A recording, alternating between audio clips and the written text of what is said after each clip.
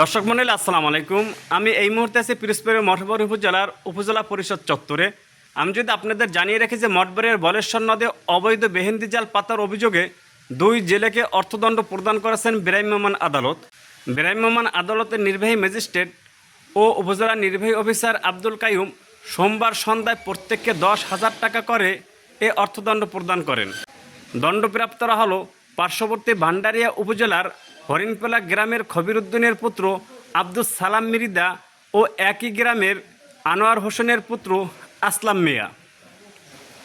উপজেলা নির্বাহী অফিসার আব্দুল কাইয়ুম জানান, দীর্ঘদিন ধরে বলেশ্বর নদে জেলেরা অবৈধভাবে বেহেন্দি জাল পেতে আসছিল।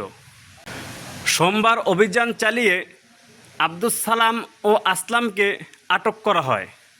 পরে ভ্রাম্যমাণ আদালতের মাধ্যমে তাদেরকে অর্থদণ্ড প্রদান করা হয়েছে। এছাড়া 5টি বেহেন্দি জাল ও 2টি ট্রলার জব্দ করা হয়।